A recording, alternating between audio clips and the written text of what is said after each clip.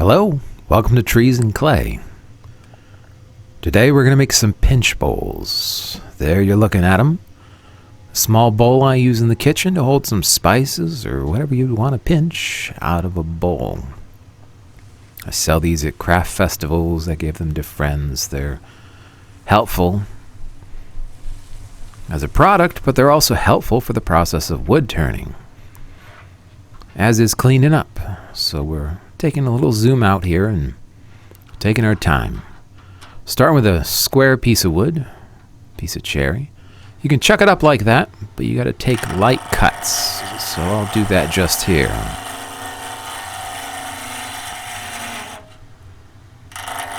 Just turn it around near the end, turn a shoulder, set it up to be held in the other end.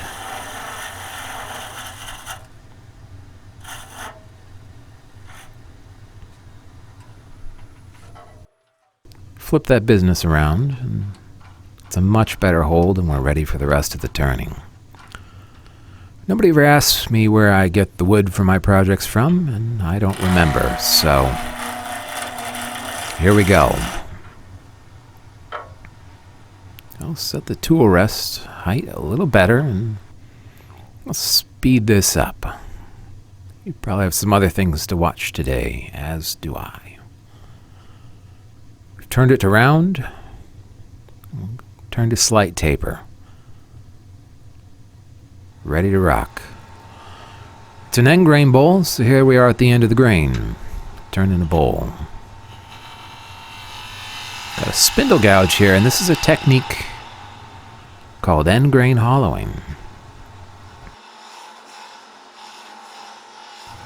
Use one side going up and one side going down.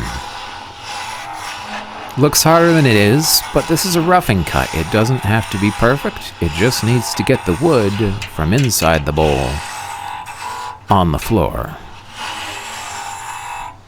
If you're a wood turner, I recommend you give this project a try. It may look daunting, but it only develops skills that you'll use otherwise. Otherwise? Here's a scraper to catch up with everything else. I turned the volume down for you so that your ears wouldn't bleed, because this makes a bit of a vibration. Now pay attention to the chips. Always pay attention to the chips when a scraper's involved.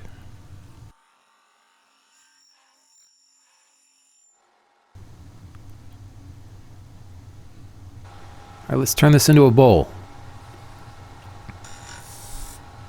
Mark the depth. I'll show you some sanding here, but really, if you want to see more of that, check out my paint drying channel. Oh my goodness. Some good content over there. Use the skew here to define the thickness of the rim of the bowl. Use the parting chisel here to define the depth of the bowl. We'll go back to the skew to make it all meet. Could use another chisel for us, but the skew you can be quite forceful.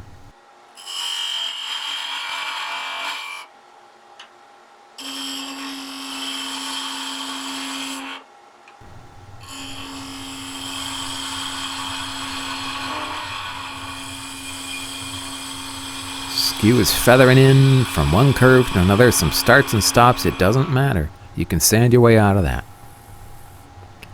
Feel for form and balance, and it passes on to the embellishment phase. I'll burn a line here. Yeah, check out that paint channel.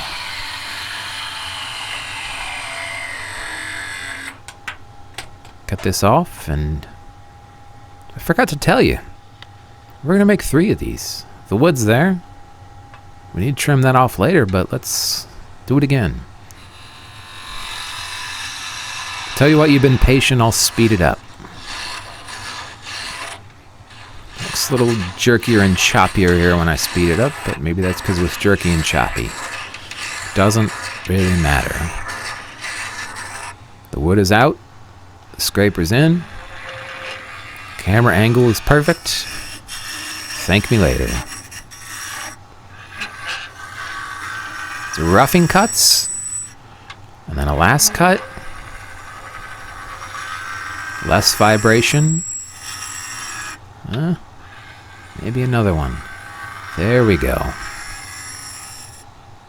Look at those shavings. The shavings matter. They indicate the surface that's left behind.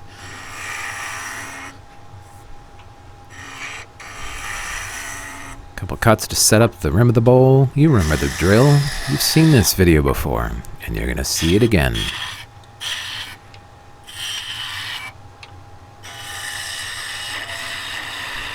This is a project you can do. And if you have little piles of salt or other spices just sitting around, you probably should. Embellish. Just a little fishing wire there. Burn a line. Cut this thing off. Now we got 2 of them. 2 is a set, right? Well, there's wood for a 3rd. Set up for it and go. Back hollowing. You can see it from a little different angle. Sloppy, chippy choppy. It's okay. Just get the wood out. Finish it up with the scraper. The bowl's defined. Finish the outside. Cut it off. Then define the bottom of the bowl.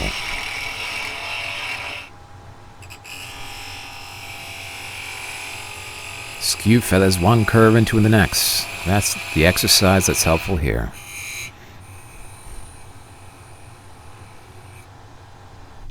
You know the drill. Like that, we're done.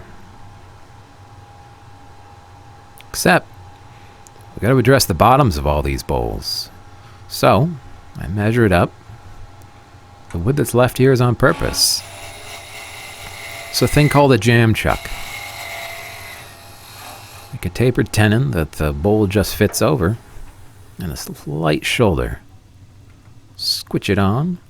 A production turner wouldn't even stop the lathe.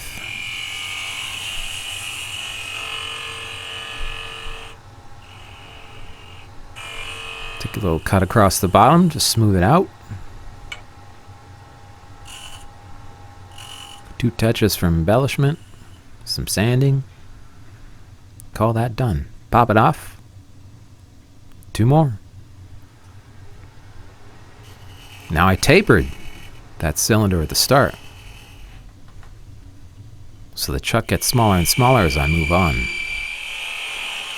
Cut across the bottom. Maybe a little scrape. Touch, touch. Sand, done. And just a little shaving to adjust that jam chuck. The end's in sight.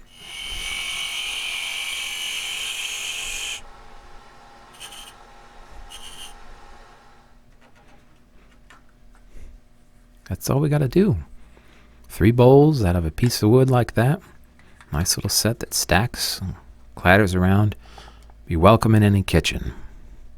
This is my lowest dollar item at craft shows, and it's very well received. People are very imaginative of what they'll use this for. Some earrings, other jewelry, a couple of M&Ms, but most just get excited for a couple spices in the kitchen. Some mineral oil has finished this off well, completely food safe.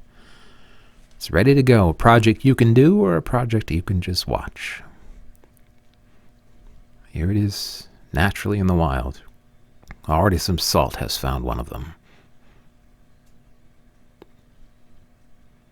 You've seen that before, and that's where I'll be using it.